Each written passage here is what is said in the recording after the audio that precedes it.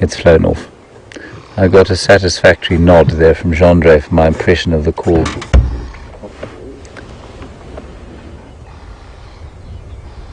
The lovely colours of the Nyala there with that young jackalberry tree in front in the foreground. Very subtle colours. Some might say harsh in the dry season, but I think that they're really inspirational.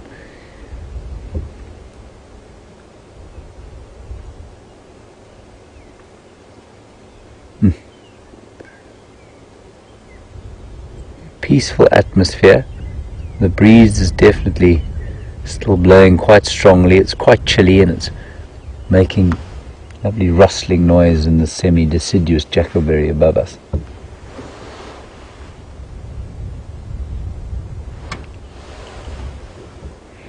And of course, as was pointed out to me by Jess, thank you for that, the smell of petrichor is very subtly infusing the air after the few drops of rain that we had last night. Those Nyala, of course, will be trying to find some sort of browse. Now you can see them, that one looks like it's grazing, its head is on the floor. It's not grazing, it will be finding some kind of non-grassy plant on the floor, or pod perhaps from some of the acacia trees, and that's what it'll be trying to eat. Right, we shall press on. Nyala, I think, are my favourite antelope out here. In fact, they're definitely my favourite antelope. That he get me a Superman bandage. As you can see, VM has made absolutely no attempt whatsoever to provide me with any kind of Superman bandage, and my rather skinny plover's leg is still smarting after being attacked by a vicious piece of firewood the other night. Very distressing event in my life.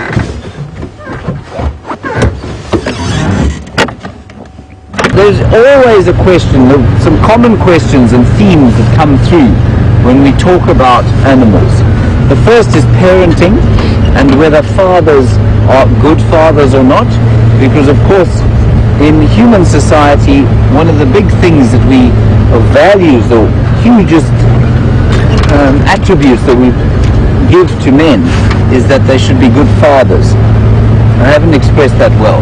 One of the most attractive qualities about a man is his ability to be a good father, to provide for his kids and remain faithful, of course. And that's one of the things that, one of the questions that we tend to ask about animals. So whenever we see animals breeding, the question often comes through: does the male help raise the child? Does the male provide? Does he protect? And so we like to think of the animals out here as having the human characteristics that we aspire to, or that we think that men should have. And I always think that's very interesting as far as that goes. And then the other thing, of course, is our, and I'll speak about this quite a lot, is our psychological way that we describe male and female animals. And I actually had I took somebody on a drive the other day, and it was after I'd had a long discussion about it, whenever anybody sees a male elephant or a male lion, the first reaction is to say, well, it's so big. And when everybody sees a female leopard or female lion, oh, she's so beautiful. And I was postulating that that's just a natural human psychological response to males, because we think, oh, look, there's some giraffe. We think males should be big and females should be beautiful. The giraffe is now, of course, running away, which is deeply irksome on a day like today.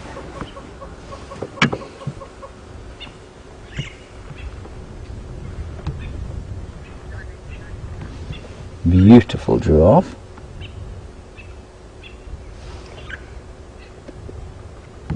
Male or female, Jean-Andre? What do you think?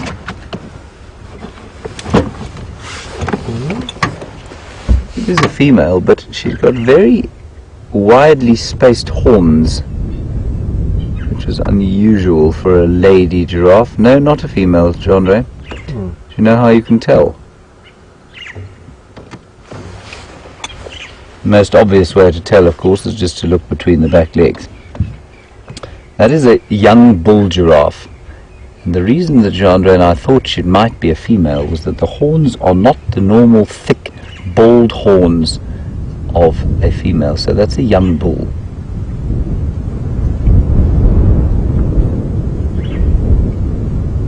He's very pretty. He's a little bit skittish, I think, because of the wind, you'll find.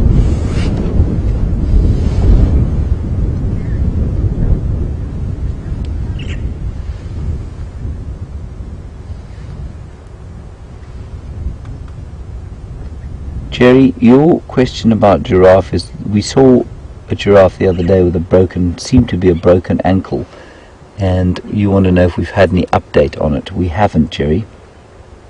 But to say that if it had been killed, we definitely have heard that it had been killed by some of the lions out here. None of the lions here seem to be giraffe specialists.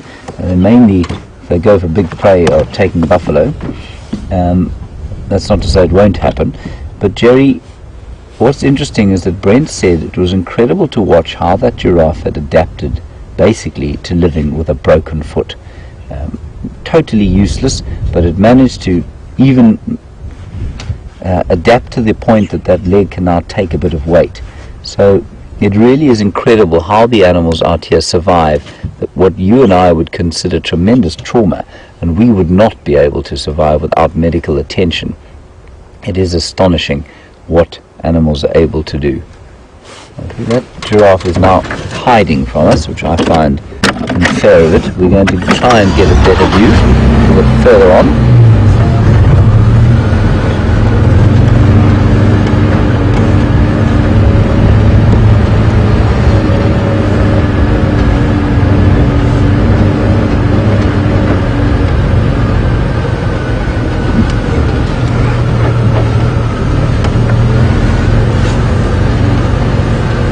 Young bull he's almost toying with our emotions. I'm just going to keep driving up next to him, and while we do that, an interesting question about whether that injury on the broken foot would ever heal on its own. No, it won't heal, because unless the bones are set together in exactly the right angle and then left to rest, then they absolutely won't heal. They will sort of maybe, oh, come on. That is extremely irksome animal. Just does not want to be seen by us. So the injury on that female giraffe will not heal, but it will, the bones might fuse together, grow in an odd direction, and to the extent that she can put some weight on it. But it certainly won't heal. Remember that when a bone breaks, especially if it's a clean break or it's a joint, I don't know that it's actually a bone break. It sounds to me far more like an ankle or a joint that has broken and come loose. Unless it's placed back into position, it won't naturally grow back into position.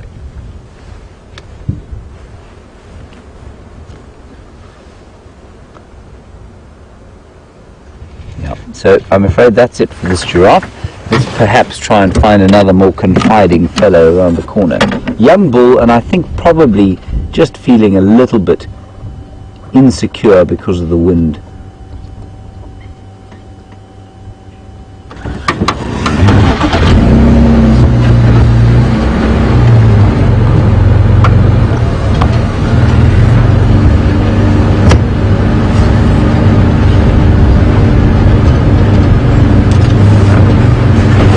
Rena and Lisa, regarding the giraffe, I think Lisa, you said, is it big or is it pretty? Lol. Just to carry on my little discussion there about size and beauty and the human, what we sort of aspire to and the attributes we impress upon animals and indeed each other. I had a guest the other day, like I was saying, and as soon as we saw the first male lion we saw, it was one of the Birmingham lions, and she said, God, he's huge, he's massive. I don't think the Birmingham lions are big at all. There comes the giraffe now.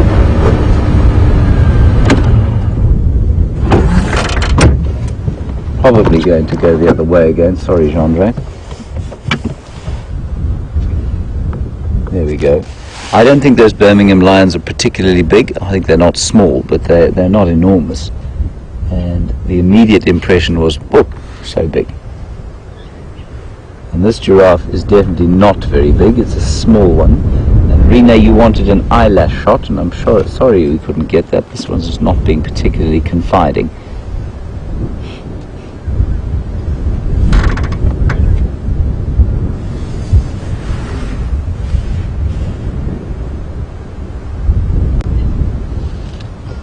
So continuing that discussion, Jen, in Idaho, you want to know if the bigger the lion or the leopard, the more dominant he's likely to be in an area, the more strong he's likely to be. Absolutely, Jen.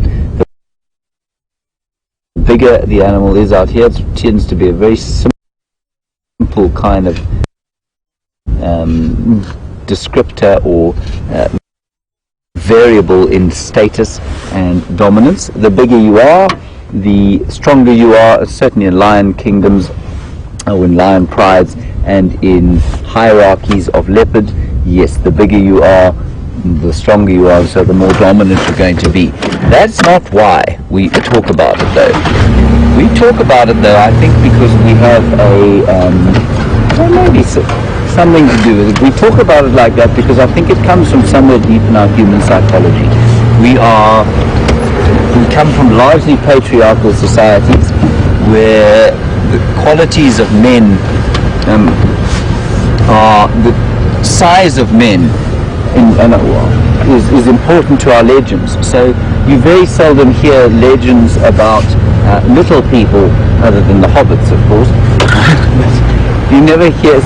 You seldom hear legends of great warriors of small size, other than David perhaps and Goliath. And that's a remarkable story for the fact that it's the exception to the rule.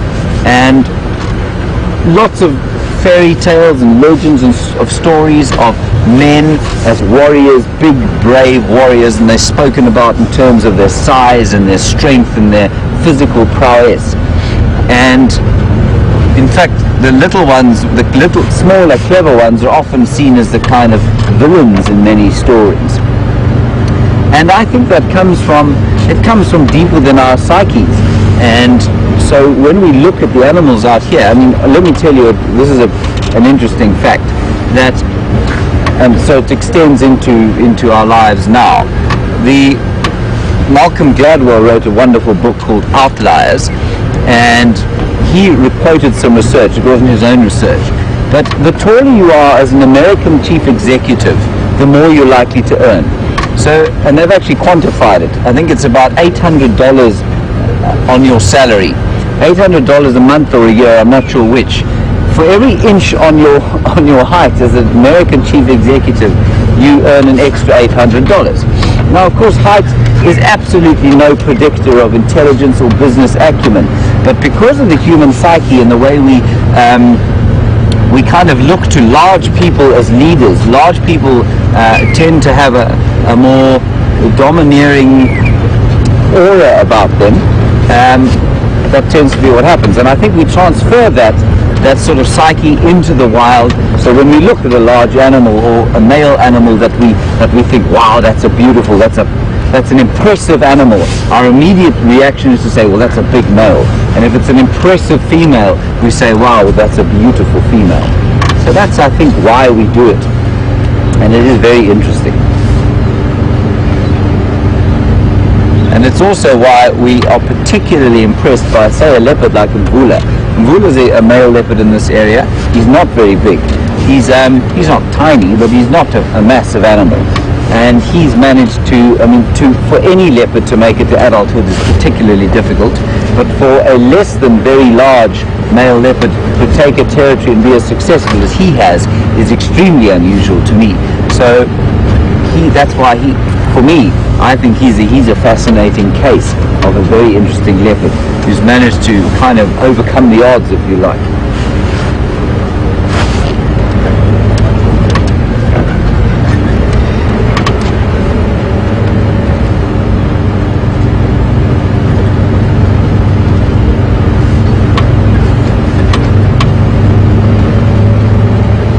Now, Janet, on the subject of leopards, you want to know where Shadow and her son are. Now, Shadow and her son were last seen 2 days ago on Arathusa, not far from our boundary, so they are absolutely fine.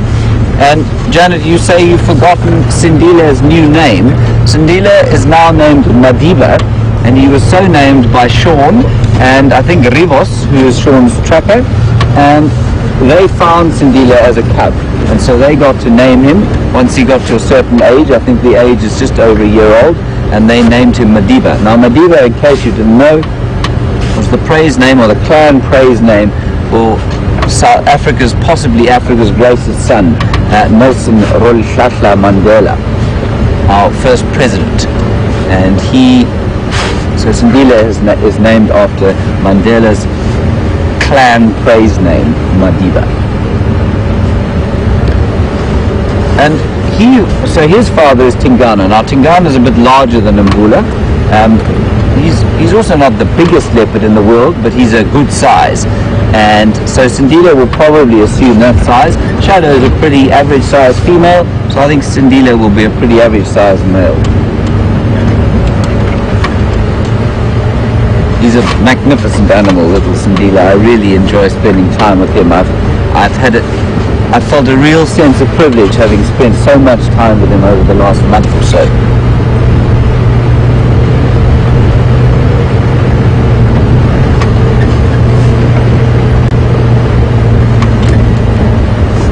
You want to know that they're more relaxed on the private reserve than they are, say, on a busy reserve in the Kruger Park. Skoog, no, that's not the sort of way it works. How it works is the more experience they have of vehicles, the more relaxed they're going to be. So on a busy Kruger road, like the road between Skukuza and Lower Sabi, the animals you see there will almost completely ignore any vehicles that they see.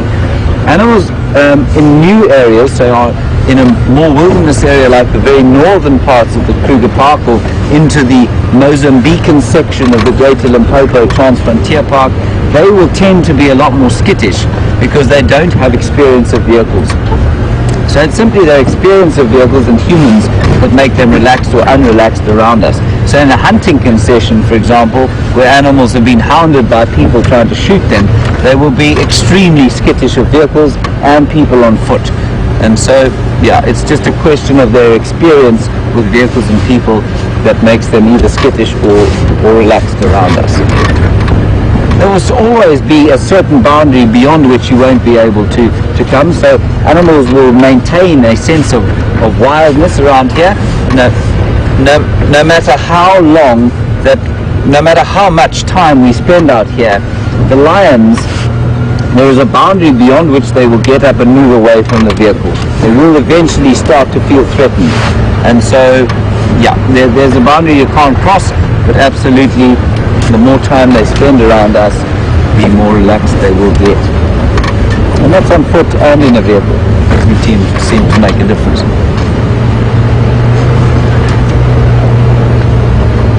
We are now approaching Buffelshoek Dam, where I'm hoping for some form of mammal life to excite us, so that you don't have to stare at me yakking away at you.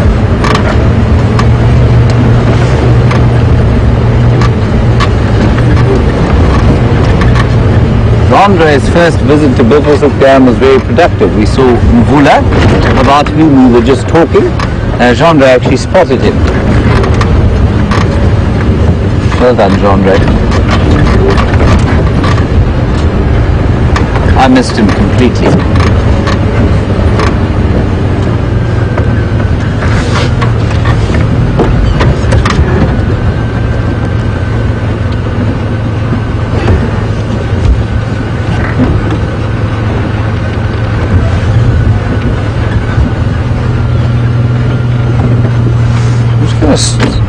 Stop here and we'll pan around and have a quick look about the place. It doesn't seem to be a huge amount going on here. But Joanne in Arizona, we were talking about the Greater Limpopo Transfrontier Park. And you know what I'm going to do, Jean? I think I'm going to draw a little map for people, just so that they can understand it. There isn't much to see at the moment. So I'll just give you a quick idea. I'm just going to reverse slightly and draw a map in the sand there. underneath the Balanites tree. Is that alright? You just tell me if I'm in the right place or not. Would you be able to see here? Right. Here is our map.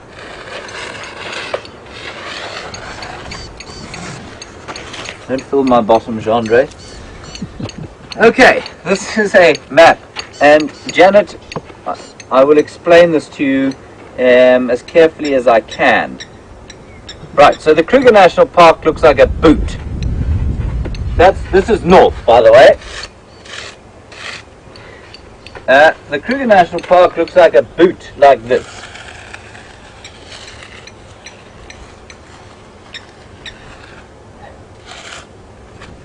Okay, that's the Kruger Park. Now, in fact, I'm going to have to extend this. I'm the most appalling artist I've ever come across. So we're just going to extend this slightly. And this is the South African border. Okay, here's the South African border as formed by the Limpopo River, the great grey, green, greasy Limpopo River of Rudyard Kipling. And north of here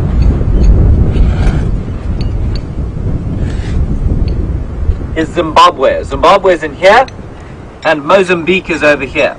Now the Greater Limpopo Transfrontier Park consists of a section of Mozambique there, bounded by the Limpopo River, and a section in Zimbabwe here called Gonarazu. And it's joined by a little place called or a corridor called the Sengwe Corridor. And together these areas make up 3.5 million hectares. Now, the Gorongosa in Mozambique is up here somewhere. It is not joined to this particular wildlife area. And I think the word Gonarazu and Gorongosa sometimes get confused, and that's why people ask this question. Anyway, that's how it kind of works. We are over here. A little section there called the Sabi Sands on the western edge of the Kruger Park. And there are no fences between us and any of this other wildlife land. But Gorongosa is a separate entity entirely. I hope that makes a bit of sense. I'm not a great artist, I'm afraid. In fact, I am, like I say, fairly horrific. The only art class I ever took received a report that was as follows: your work lacks finish. Well, I think it lacks a beginning myself. Anyway, the wind is now starting to howl through the trees. Never mind, we shall continue with fortitude and fearlessness in the hopes of finding something other than trees.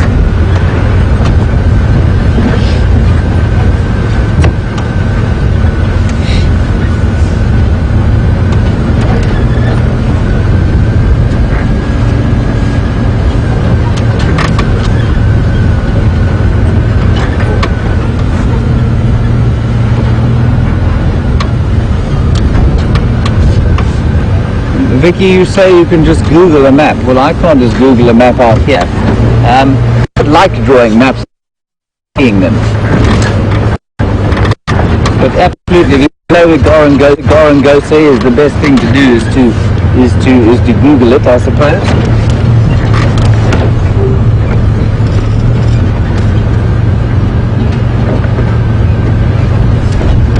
We were having a chat the other night, actually, about the inability of people, the difficulty people have with following maps.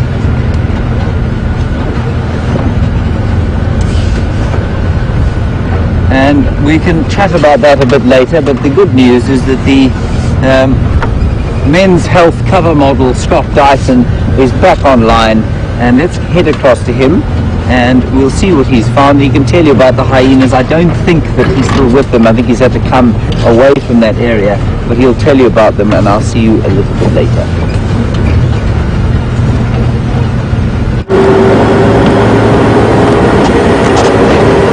Welcome back, everyone, and what interesting hyena behavior you guys got to see a little bit of, at least, and I'm so happy you did get to see a little bit of that. Brian and myself stayed in that area, and we only left about 5 minutes ago. They continued chasing one another around, but found one guarri bush where all the action was centered around. And they would run away and then run back to this bush, biting a lot of branches, nibbling on one another's necks. There was nothing ever very aggressive, and there was hardly any vocalizations or audio coming from them. But just after you left us due to the signal problems, and apologies for that, the one male, or at least two of what I think were males, were trying to mount the larger female. Now, interestingly, when you were still watching, it was the largest one that I think at the end was a female, the biggest, who was showing the submissive behavior. One of the smaller ones had its tail up, and that I think was a male, and I think he had his tail up because he was excited, and I'm fairly certain that female was coming into season. Now, one or two of those males did attempt to mount her. She didn't object to them mounting her, but they didn't actually manage to penetrate. So they didn't copulate, but they were certainly attempting to, and it continued backwards and forwards for quite some time, like I say, until about 5 minutes ago. And then all of a sudden, just like that, they kind of got up and all went their separate ways. The three males, what I think were the three males, the smaller ones, all kind of headed off in one direction, and the female, what I think is the female, in another. Now, I keep saying what I think regarding to their gender. It's incredibly difficult to distinguish between male and female hyena. They both have appendages that look very similar, and the female has got a greatly enlarged clitoris, and that looks like a penis, and she actually gives birth through that, copulates through that, and urinates through that. So all through that one same appendage, and never once did I see that appendage of hers erect.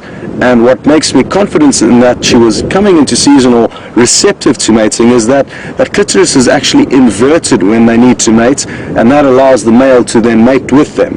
Understandably, they would not be able to mate if she had her clitoris erect, and the females do erect them when they do get excited, but I'm not sure exactly how it works. I've never seen hyena mating before, and there's actually very little documented evidence of them mating, and it's still something that's not entirely very well known, or at least I don't know that much about it, and I've never ever seen hyena behavior quite like that. So we'll certainly be able to put together a clip of all the interesting stuff that we saw that you didn't get to see, and we'll get that available to you as soon as possible.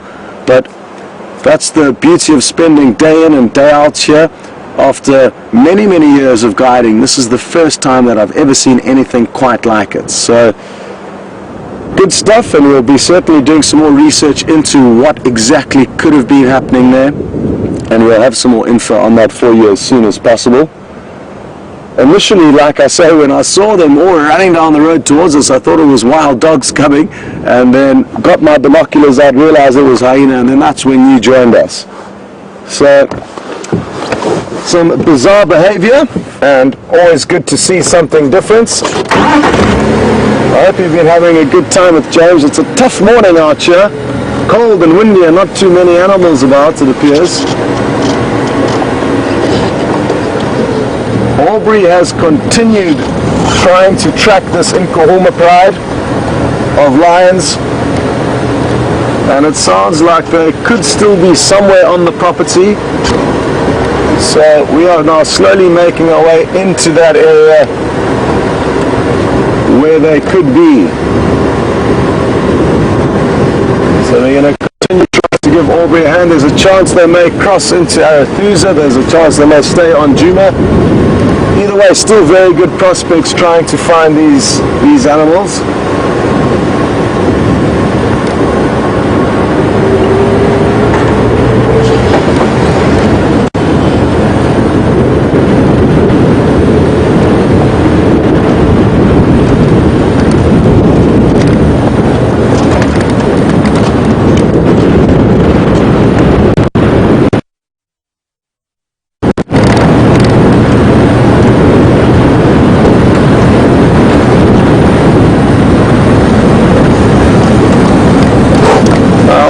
That I didn't mention is that what I thought was the female hyena was not one that I recognized from the clan here on Djuma.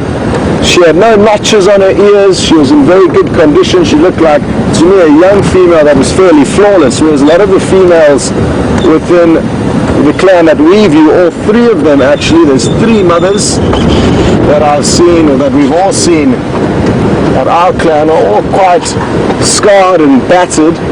So I don't think it's one of the members from our clan.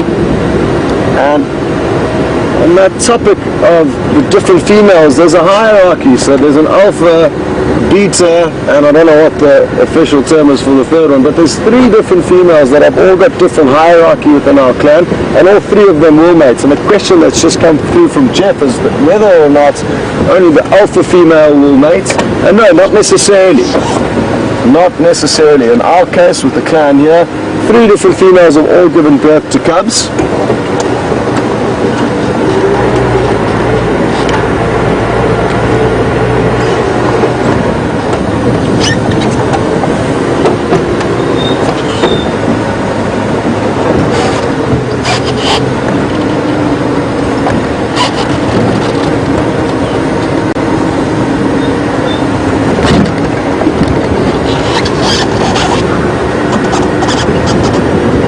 I'm just going to get a hold of James, who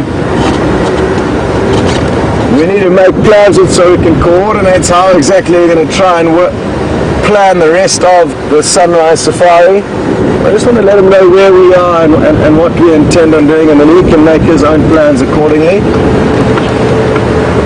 James, what's Scott? Just to let you know, I am heading south from Balanati's on Rebecca's trying to hold their hand with these Gala and Konzo.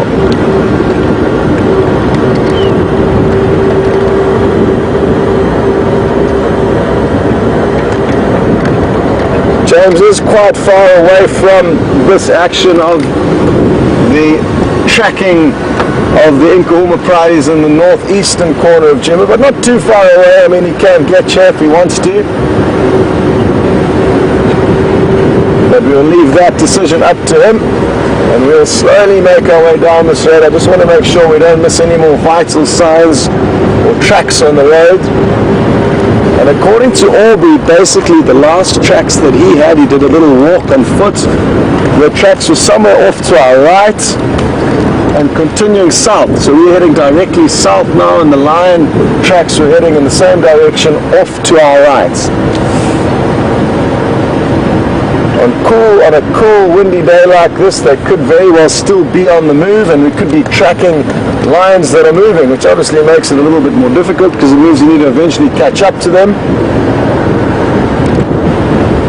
But in the same breath, this is also a very big block with not too many roads crisscrossing through it, and that will make it more difficult for us to search in the vehicle.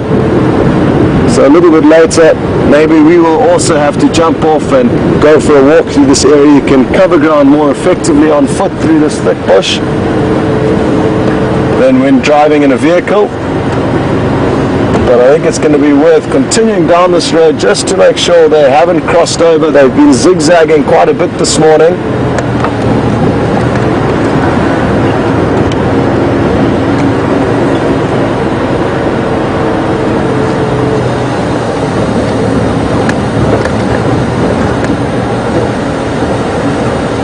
Good morning to Carol on Twitter, and you obviously haven't tuned into the show for a while now because you're not aware that we have managed to relocate the new hyena den. It was relocated probably over a week ago. We haven't been spending a great deal of time there. Every time we've popped in, well, not every time, but quite often when we've popped in, we've just had bad luck and not found the den site active. But yesterday afternoon, James had a wonderful sighting there. And that little black cub that you may remember is growing up now. It's beginning to become more grey in coloration. Its coat is beginning to lighten, and ever so slightly the spots are beginning to show.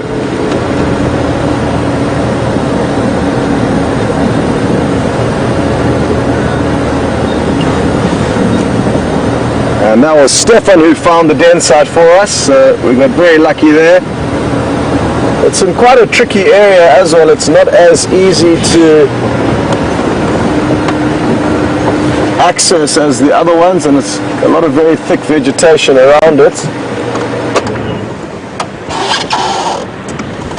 I can just see Aubrey's now approaching us, so he's been the one that's been heading up this tracking exercise, and I'm just going to have a quick chat with him. What it means is that the fact that he has made it all the way to where we are now is almost guarantees that the lion are sleeping probably, or maybe still hunting somewhere in this block to our right. But Brian's now going to have to try and shift the camera away to not show the guests here. Orbs? Yeah. No luck? Yeah, I must be filling that block. Okay. Well, I'll try maybe from my now. Okay. Yeah, maybe...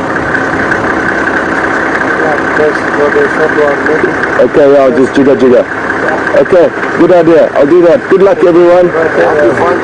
Me too. You guys have been doing all the hard work though. So we'll be sure to call you if we get lucky. Thanks, Orbs. I can try it, but I'll radio for this. That's it. Squirrel. Okay, good luck. Thanks, Orbs. Sorry about that, everyone, but just important to pay our respects to poor old Aubrey. He's been spending a lot of time working this area, and we're going to continue trying to help him find these animals. His guests also pleaded desperately to try for us to continue helping, which we certainly will.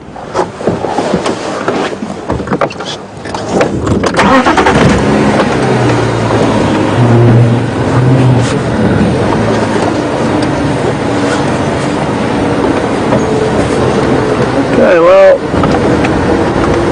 the ladies in final control have really got together a highlights clip for you of that interesting hyena action.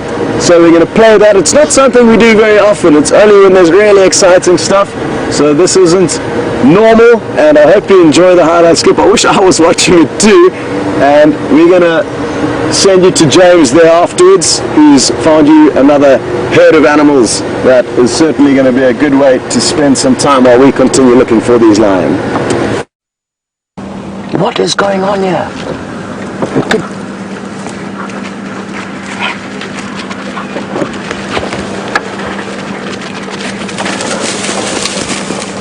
I think it could just be playful behavior, and I think they're excited by the fact that they've been swimming in a waterhole, it looks like. So it's not blood they're covered in, and they're right here all around us. Other two you can see playing off in the background. Absolutely incredible, and quite similar behavior, you could say, to what James saw the other day. And again, it was water related. The hyenas seem really excited and happy.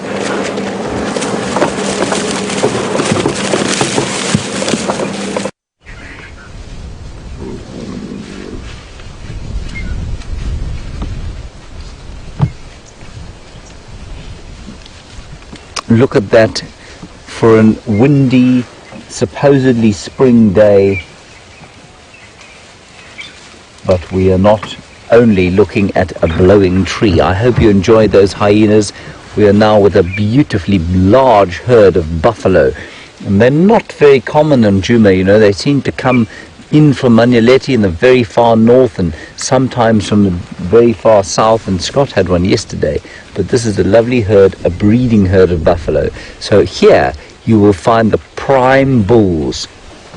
You will find the ultimate bulls that don't live on their own. They live in the herds because they're big enough and strong enough to still fight for breeding opportunities, and they'll be on the outside of the herd, and then in the midst of the herd you'll have the cows and the calves, and they move as a very kind of tightly knit unit, especially if they feel at all threatened, which these ones don't seem to, of course. There are probably, I would say, about 200 in this herd. It's not the biggest herd in the world, but it is really nice to see one. They're going to come out into the open, I hope, just as they cross east over our boundary. We're right on the eastern edge of where our traversing is. And these buffalo, you notice that they are grazing, of course, because they have to graze. They will browse if they can, sometimes, if they're really desperate. But this grass for them is absolutely fine because there is enough to drink. They've got the most amazingly efficient digestive systems as long as they have enough to drink. So they can eat this dry grass, which is seemingly totally free of any form of nutrition. And then as long as they can drink twice a day in the winter time, it's absolutely fine for them.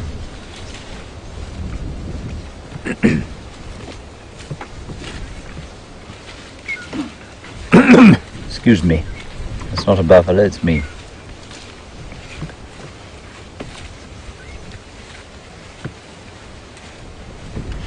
Should we reverse back a bit, Jean? Are you happy here? Just reverse back a bit and try and get sort of in front of the herd. Yeah, sometimes get confused, and that's why people are. Chandra is very kindly not showing you that I have a blankie on my lap because it has become so cold.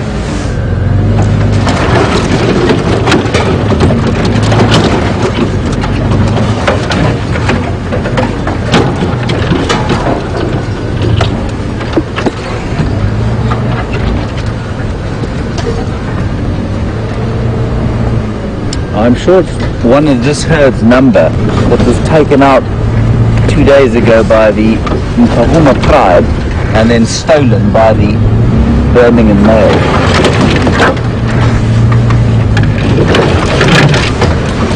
Sorry, buffaloes, I don't mean to make a noise, but it's difficult not to in this car. We're going to come out into the open here.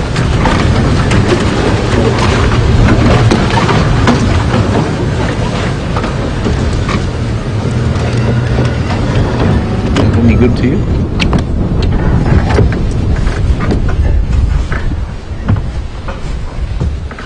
Just before you came across to us, we found one standing right atop a termite mound, because that's of course where the most nutritious grasses will be found.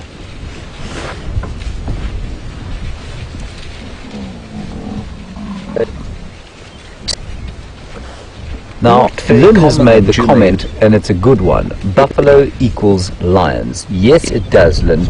It would not surprise me to find a pride of lions tracking these buffalo, except for the fact that Scott is tracking the Nkahuma pride south of here, south and long way west of here, and I think that's because they're running, basically, from the Birmingham boys. It wouldn't surprise me, however, to find the Birmingham boys not too far behind here and perhaps tracking them this evening, or on a cool day like this they might track them during the day too. But you're absolutely correct, Lynn. Where there are buffalo, there are often lions quite close behind.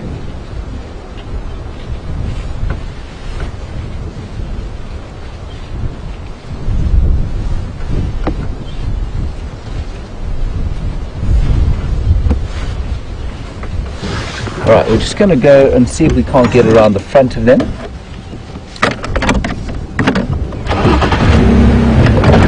I need to engage the reverse gear, I think.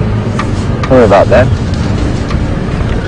Hope I didn't jerk your coffee out of your hand.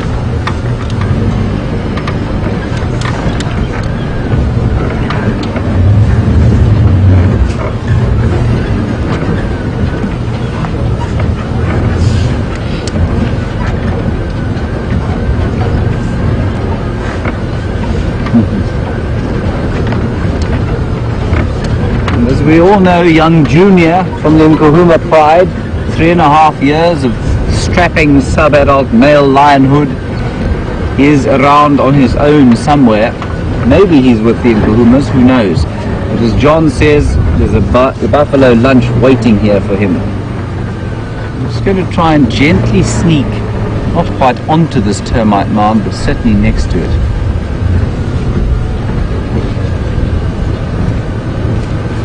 Hello chaps, don't worry about us, you just keep going.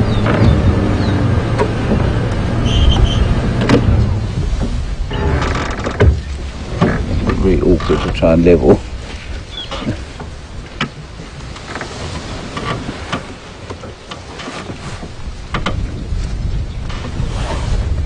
So following a herd like this is obviously not too difficult, because they do leave a very obvious sign in the way of dung, footprints, and squashed grass. And Edward on Twitter, you would like to know if they're easy to track in the wet season. Do they leave a swathe of tracks? Yes, they do, absolutely. They crush the grass and it's very easy to see where they go. But that action that they have of crushing the grass and of sort of churning the soil is massively important. And I think we lack buffalo here. I don't think there are enough of them. And I think that we could do with perhaps a larger influx and some encouragement in their breeding. They certainly used to be culled out here, but they aren't anymore. And buffalo play a huge role in trampling the soil, putting the seeds into the soil, covering them up, and then of course fertilizing them. And they play a huge role, an important role in rangeland health. That's a little fork-tailed drongo, just flew off out of the right-hand side of your screen. Now Nancy, you want to know, we were talking about lions, excuse me, lions and the buffalo, and could the Nkuhuma pride be looking for this herd of buffalo? Nancy, if they are extremely incompetent trackers. They're a very long way from here, and they're nowhere near where the tracks of this buffalo herd have come from. This buffalo herd's come out of Buthel's Hook. It's come to the waterhole sometime during the night, I think, and then popped along here to graze.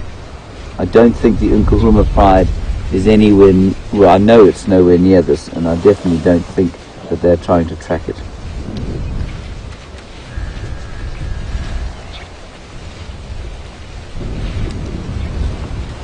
So, Lynn, a lovely question. You want to know would the lions rather hunt the buffalo during the day or during the night? Well, on a day like this, Lynn, it's not impossible that the lions would hunt them during the day. Mostly, however, especially in this area, they will hunt at night time. So often we find the buffalo freshly killed in the morning, or we hear them bellowing at about 4 o'clock in the morning. We had an incident the other night when the five Birmingham boys killed a buffalo just near to camp, and they killed him at about 4:30 in the dark. But there is one place called Djuma up in Botswana where the lions kill many buffalo, and there's a wonderful film about it made by the Jouberts. Is it Eternal or no? Eternal Enemy was the hyenas. It's called something like an Eternal, a synonym for Eternal Enemies. Wonderful film about the buffaloes and lions of Djuma, but they hunt almost exclusively during the day. So you have this incredible footage of lions being hunted by buffalo. Right, we're going to just nip across to Scott quickly. He's got something interesting to show you, and I'll see you just now.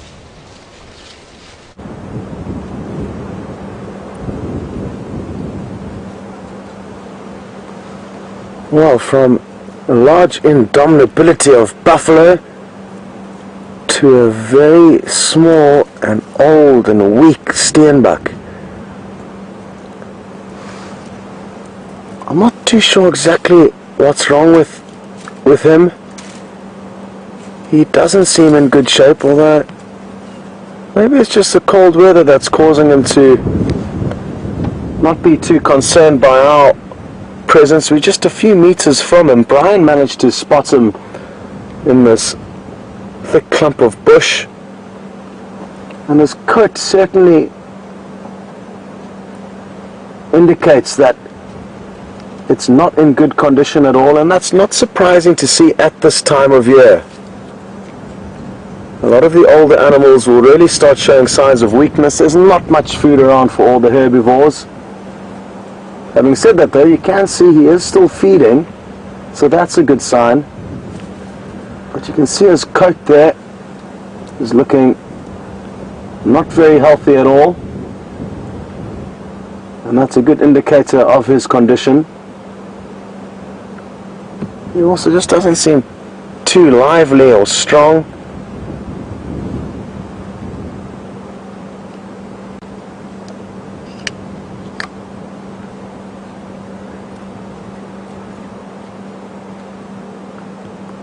Well, we just thought we would show you this close-up of this poor old male, and we're going to leave him. We don't want to cause him any unnecessary distress, and by moving the vehicle around too much we may do that. So let's just leave him in peace and hope that he does manage to recover. We're not looking too promising for him, and we're going to send you back to James with that large herd of buffalo. We are still in the area of the Nkuhuma Pride Aubrey's, slowly fine-tuning where they are. I'm guessing they're a little bit further east of where we are, close to the old hyena den site. So we're going to carry on there, hopefully get to find them, but in the meantime, back to James and the buffalo. Enjoy.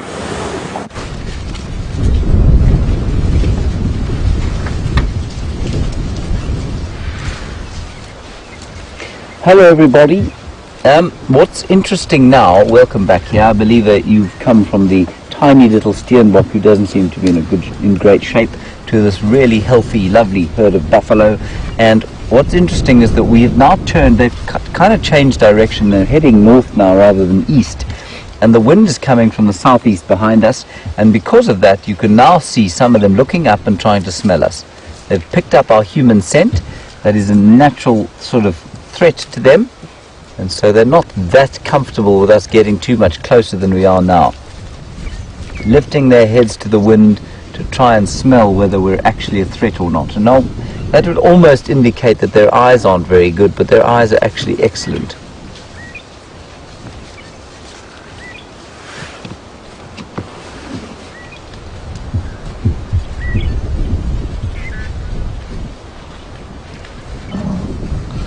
Rena, you say that it's odd to see that there are no oxpeckers on them. Rena, there are a few. I can see a few. Well, I'm not going to move right now, but I will see if we can find you some. There's one, just there we go. Did you catch that one? Sean, I didn't see it, sorry, I just saw it fly. They are around, Rena, but there won't be so many of them around because of the wind. They will find it difficult to fly in conditions like this, and so if birds don't have to move too far in a wind like this, they won't.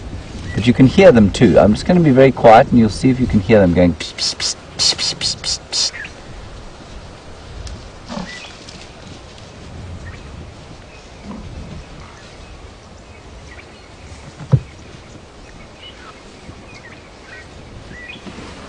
And there's one there, just flicking around in the picture. There he is. There we go, red-billed oxpecker. So they are around, Rena. I agree, though, not quite as ubiquitous as they might be. And I think that's probably because of the wind. Not easy to fly in conditions like this at all.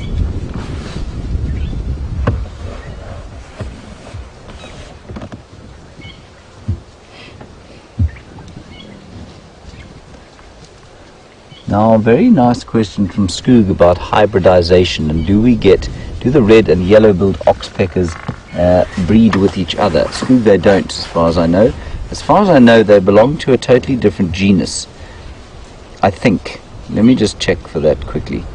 But as far as I know, there is no interbreeding. I don't think they're closely enough related to interbreed.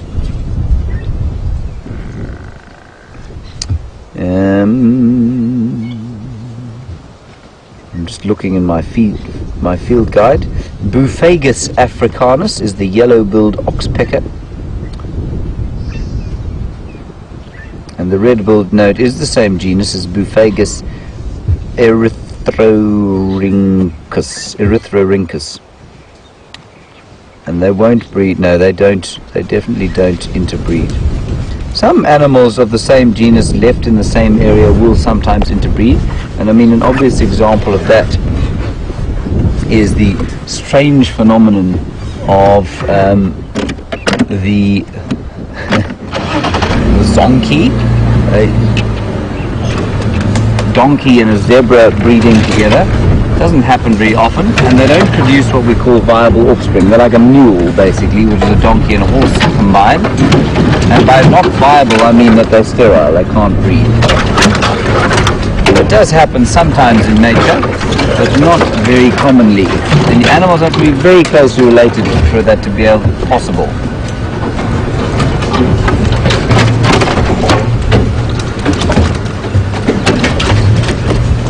It's relentless enemies.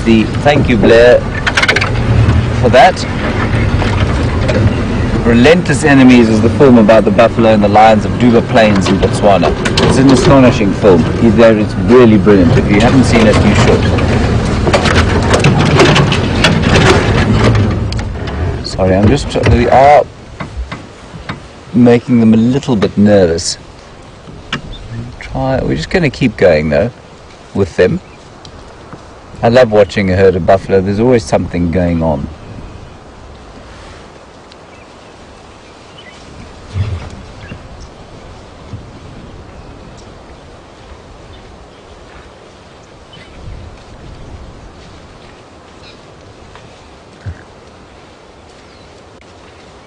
Beautiful young cow there. Let's move a little bit forward again. We've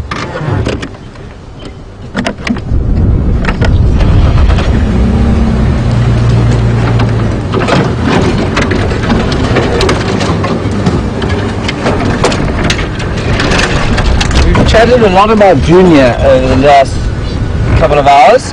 And Junior, of course, is a 3.5-year-old male lion of the Nkuhuma Pride. And Jess on Twitter, you'd like to know if he could kill one of these lions on his own. And the answer is yes, he could.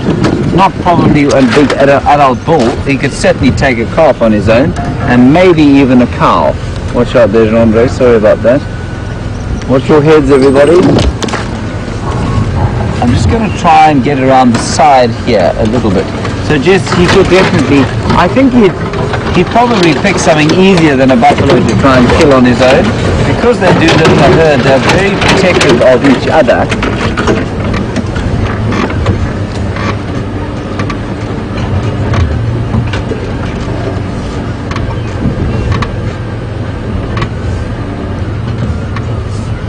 There we go, that's quite a nice view. Is that any good for you, Jean-Ray? We're now parked on a termite mound, of course, and that gives us a bit of a vantage.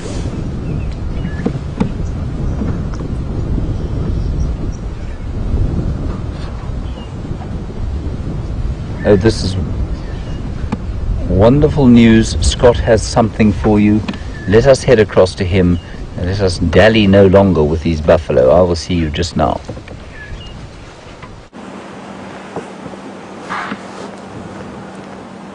Welcome back, and look who it is. Finally, we managed to find the Nkuhuma Pride, and we all owe a very, very big thank you to Aubrey and his tracker William, because they were certainly on top of these tracks more so than we were ever. And if it wasn't for all of their updates, we wouldn't have come into this area and found them. And thankfully Aubrey and his guests are on the way. Now as we take a closer look, you'll notice that there's a tinge of pinky red on a lot of their bodies, so they have been successful in making a kill. There you can see a really good idea, Junior and the one behind it, covered in blood. Hard to tell what they killed. I'm guessing it was something small like an impala, because they don't look extremely full-bellied. Now, interestingly enough, I can only see 6 members and there's supposed to be 7. And I can't help but worry that another one of them may have been caught by the Birmingham males. Hopefully I'm wrong, but there's no immediate sign of one extra lioness. Junior is still here on the bottom right of your screen, so he hasn't been caught in the crossfire yet. And we're, interestingly enough, not far away from the last hyena den sites on Philemon's Dip, Philemon's Cutline area. And after all the hyena action this morning, I thought it would be interesting for you to know that.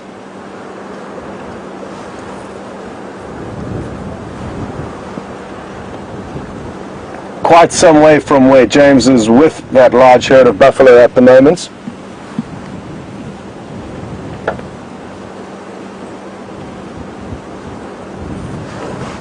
And they've moved quite a large distance from where they were last seen yesterday afternoon in Buffalo's Hook to where they've got to now, especially considering how much zigzagging they've been doing. They could well have moved about 7 to 10 miles last night. And finally they got successful, probably in the early hours of this morning. And now they can rest and enjoy digesting the small meal that they had. Junior's belly, who you can see now, is certainly fuller than any of the lioness, and that's typical behavior to see. He will dominate them at kills, and when they do make a small kill, like I'm assuming they made this morning of something like an impala, he will probably get the majority of it. But they all would have had a little snack. And I just can't help but wonder, where is that other lioness? The one closest to us looks like amber eyes. She's got very distinctive orangey amber eyes. And because they are all lying down, it's hard to tell which one's which and who's who and who could be missing.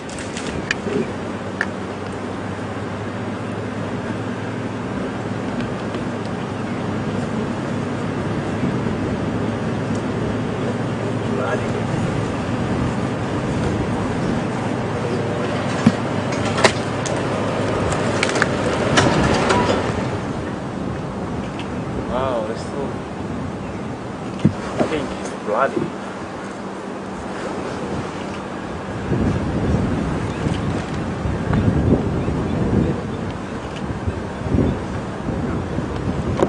Now, with all the interesting behavior we've been experiencing over the last few weeks, and will probably continue to experience for quite some time, with the Birmingham boys coming in to try and establish this area as their territory, David in Michigan would like to know if all this information is collaborated and used by any specific research company, and all of the guides certainly keep track of all the animals' movements, and daily messages are sent between guides, and a whole database of information between where the prides are moving and where they are found, and interactions between them are certainly documented. And there is an organization called Panthera who does do research on leopard as well as lion, and they do have access into this information. And the great thing about this area is that even though researchers may be incredibly knowledgeable in terms of what they do, they typically don't get to spend enough time out in any given wilderness to be able to establish long-term records of lions' movements and the ongoings between them. And therefore us as guides can help them greatly by providing them with information of what's going on, and that is what we do.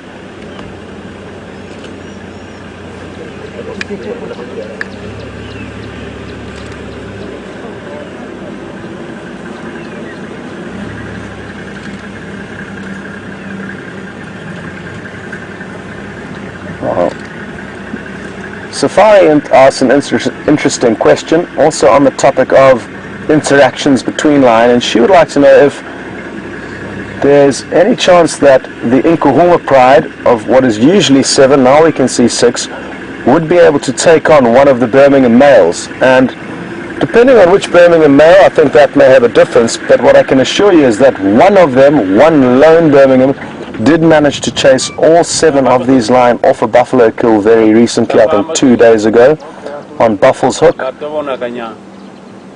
So the answer to your question therefore is probably a no, Safari. They are giving way to the Birmingham coalition, and probably rightfully so, after losing one of the lioness to their pride to them about 3 weeks ago, probably maybe 3 weeks to a month ago that happened. So they're going to avoid any confrontation with the Birmingham boys, even if it is only one of them.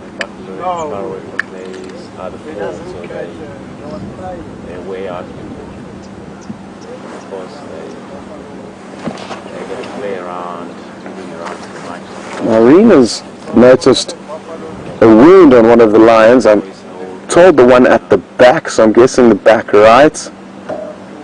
And there does appear to be some puncture marks in her rump. It doesn't look very fresh though, and could have been from a previous altercation that these lions did have with the Birmingham boys. There you can see it there. Is that what you're talking about, Rena? I'm guessing it is. It looks like two perfect puncture marks from the canines of a lion.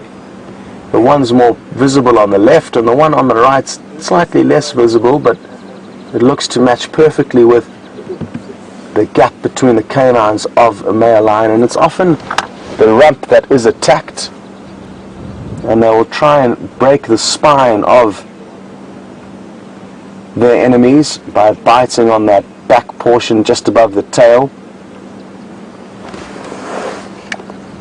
But it doesn't look fresh.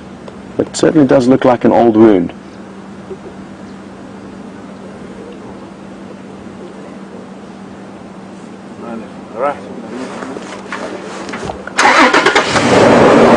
Trudy from Canada's noticed that they're all very huddled up and bunched together, and she's wondering if that's possibly because they're nervous or scared or are aware of something. And I personally don't think so. I think it's because of the cold weather conditions we're experiencing.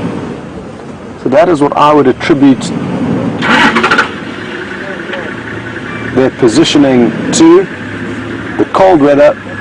So they're keeping one another warm. But it's not an unlikely theory that maybe they are a bit shaken up after all the ongoings. So that certainly could be the case.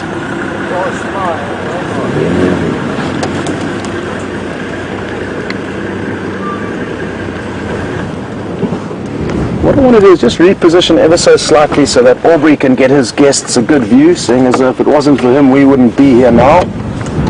And that way we can also get you a slightly different angle on them.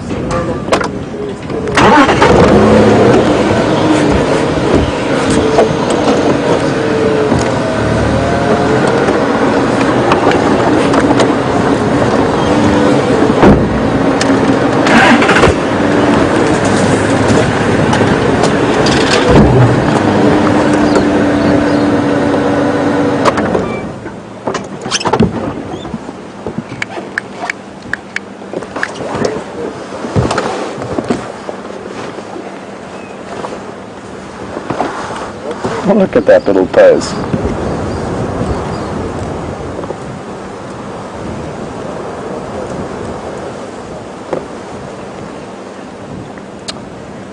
Now, if one of their Pride members is lost or possibly did get killed last night, which is a realistic thought, Jessica would like to know, would they mourn her death? How would we expect the Pride to continue acting after losing a member? And she also mentioned, will they mourn the death sometimes like elephants will do? And Jessica, as far as I'm aware, I think they're just going to carry on with business as normal. Yes, they may be somewhat mournful, but I think they will carry on as business as normal, and I haven't ever noticed huge changes in the Pride's emotions or general feeling or vibe when they have lost members. Naturally they will miss them, they form incredible bonds, but it's usually not evident to us or clearly evident to us as humans. You don't see them necessarily mourning or ever going back to an area where they may have lost that Pride member. But that is from my limited experience with coalition takeovers.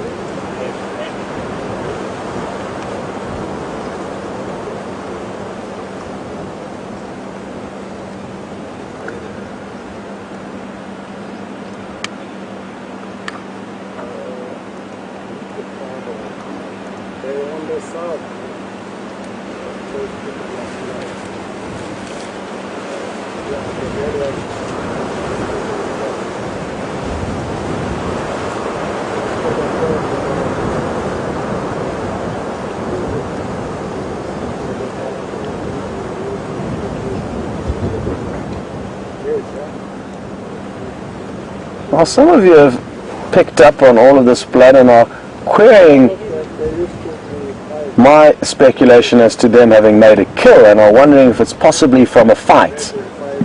And I strongly feel that it wasn't a fight, because we would see more evident wounds on them. And that's why I think it was a kill that they were fighting over, and possibly that they finished quite recently. And now you can see them starting to groom themselves, and after they've had a bit of a sleep and time to rest and relax, they will probably continue to groom themselves, and by this afternoon we'll probably notice that there's no more pink tinge to them, and some of you have even mentioned that Junior looks good in pink, so I'm glad you're enjoying his new look. But I'm almost certain this is them scrapping over a small kill, and that's why they're all covered in blood, and it's not because they were in a fight. Could be wrong, but it is just my opinion, and I feel quite strongly about it. Also, judging by their bellies, especially Junior's, he's got quite a full belly, and like I said earlier, he will dominate the rest of this pride at the kill, even though they can be so affectionate and caring to one another in times like this, when they're just relaxing. When there's food on the table, they will act very, very differently and fight quite ferociously amongst one another.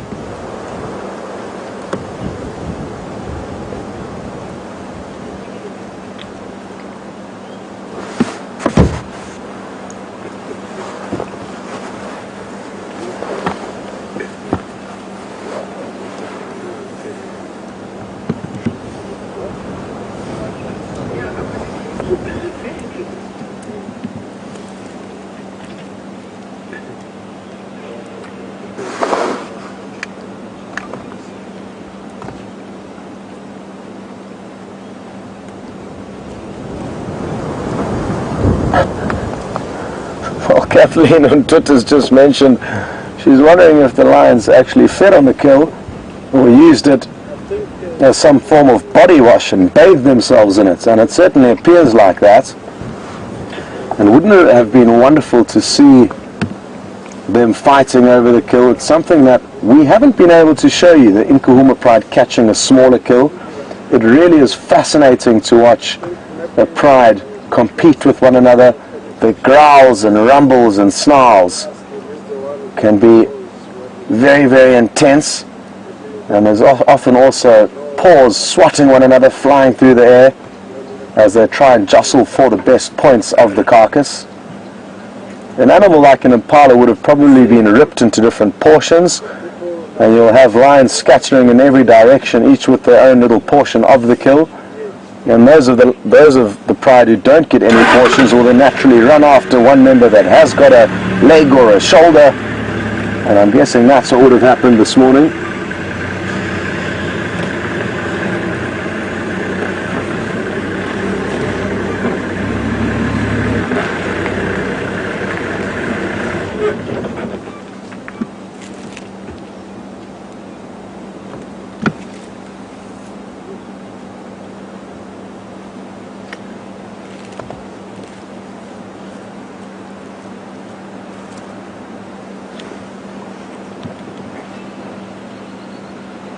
Well, I wonder if this lioness that we're looking at now was the one that was working the hardest to get the kill. She certainly appears to be very relaxed on her back. And she's also covered in blood, even blood on her tail it looks like. Look at that. And as Brian pans over her body, you'll notice her underbelly and feet, or back feet even, are covered in blood.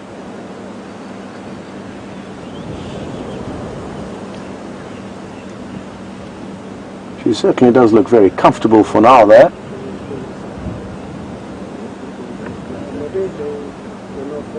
Another cute angle that I'm sure some of you have noticed is some of the lioness lying up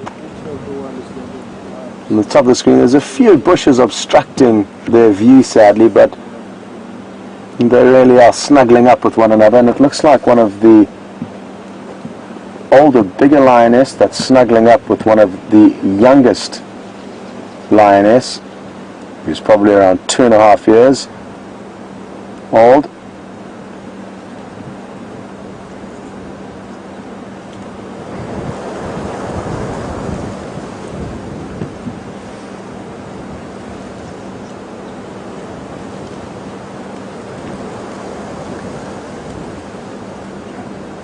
I'm so happy that they are on the property there. It's been quite some time since we've seen this pride. And again, always good prospects for the sunset safari. I don't think they're going to go too far today, and maybe we'll get to see some hunting action later on this evening. A lot of the lioness don't look very full-bellied and will be, I think, interested in trying to acquire another meal.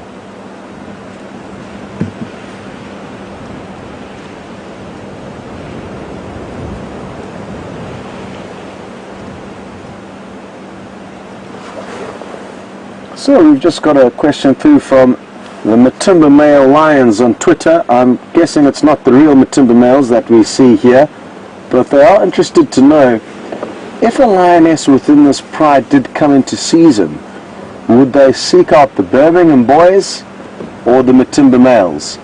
And I'm fairly confident at this stage, if it was to happen today, they'll be more inclined to seek out the Matimba males because they are still officially dominant. It's a complicated one though, and I'm not sure exactly what would happen. They're not comfortable with the Birmingham coalition yet, and in the coming months I'm sure they will become comfortable with them. They will no longer be strangers to this pride, but for now they are probably far more comfortable and relaxed around the Matimba males and know them as their dominant males. They have mated with them before. They've been dominant here for so long that they are who this pride is going to be inclined to bond with, mate with, share kills with, not the Birmingham boys just yet.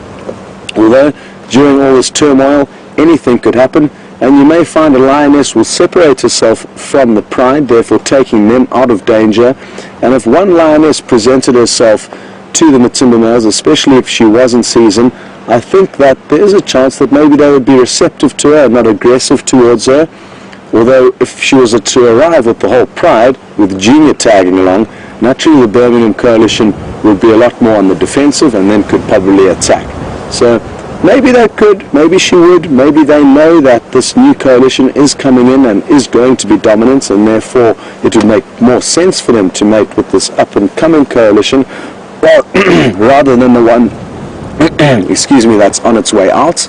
So different possibilities, but it would certainly be interesting to see what does happen. There's a strong chance that some of these lioness will be coming into season soon, and then I guess we will find out for certain what will happen.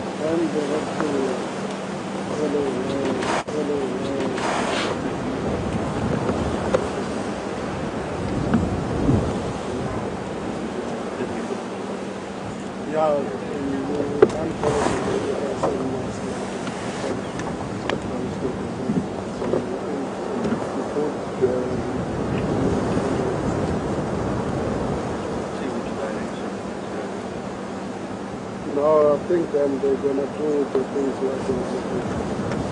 Not us, we're not going to help them.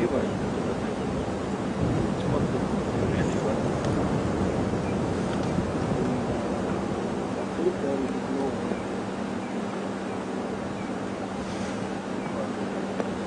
Yeah, I think you know.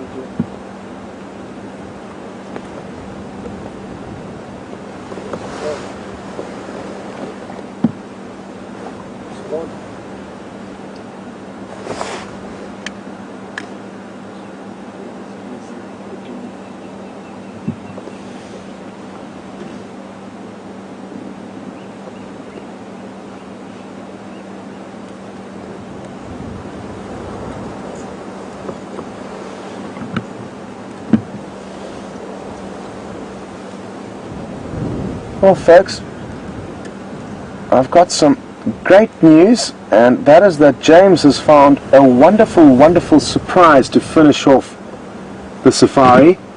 So it's time to say goodbye to not only the Nkuhuma Pride but also myself and Brian. Thank you very, very much for your support and for understanding the technical issues we've had and also the time we had to invest trying to track these animals, but at least we did get to find them, and this afternoon we're going to start off with a bang. We know where they are, and I don't want to waste any more time on this vehicle because, like I say, James has got a wonderful surprise for you all.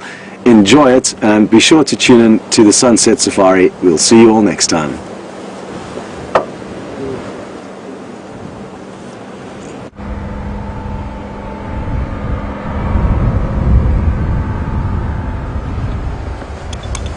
Look at that, everybody. Welcome to the first sighting of Madiba. Well, since he was renamed anyway. Magnificent little leopard that we used to know as Sindile is now called Madiba. And he has a very, very fat belly. He's been eating himself into a stupor. I'm not sure how or when. I think Shadow was around here, so maybe she helped him kill something, or maybe he killed it on his own. We did notice him becoming a lot more adept at hunting, and I'm afraid that, just in case you're wondering, that noise behind us is not him growling. It is in fact a large piece of heavy machinery that is just finishing up the Arathusa airstrip, so I'm sorry about that rather industrial sound. I'm so happy to see him again. I haven't seen him for probably about 4 or 5 days. Very, very nice to spend just a little bit more time with him before we head off from drive today.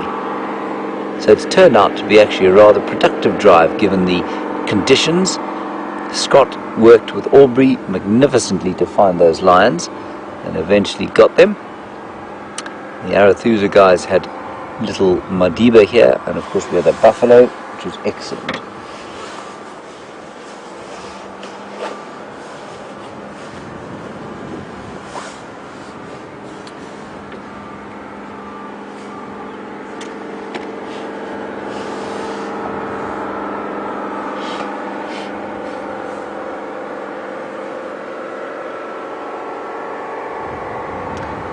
Ooh, a difficult one from Path.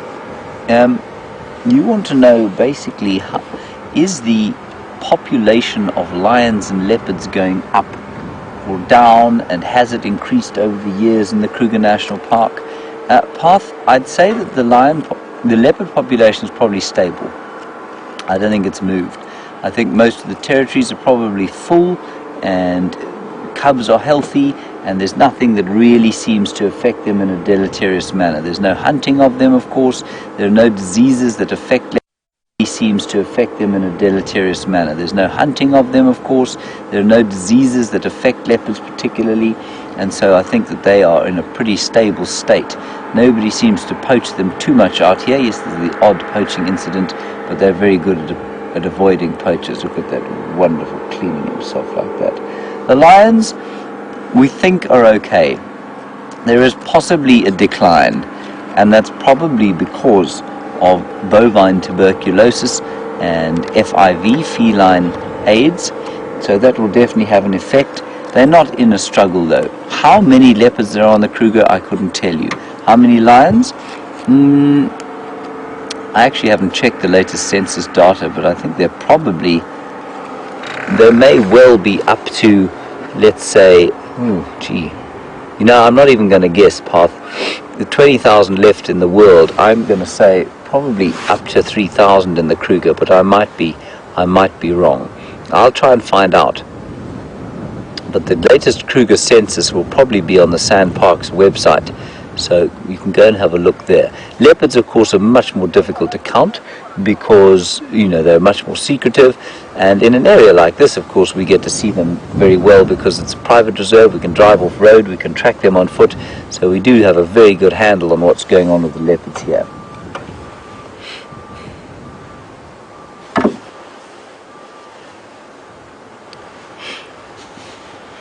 And as Dr. Debbie has pointed out, this little leopard is very full and uncomfortably so. You can see him panting away because his belly's so full, pushing up against his diaphragm and making his chest cavity a bit smaller than it would be otherwise.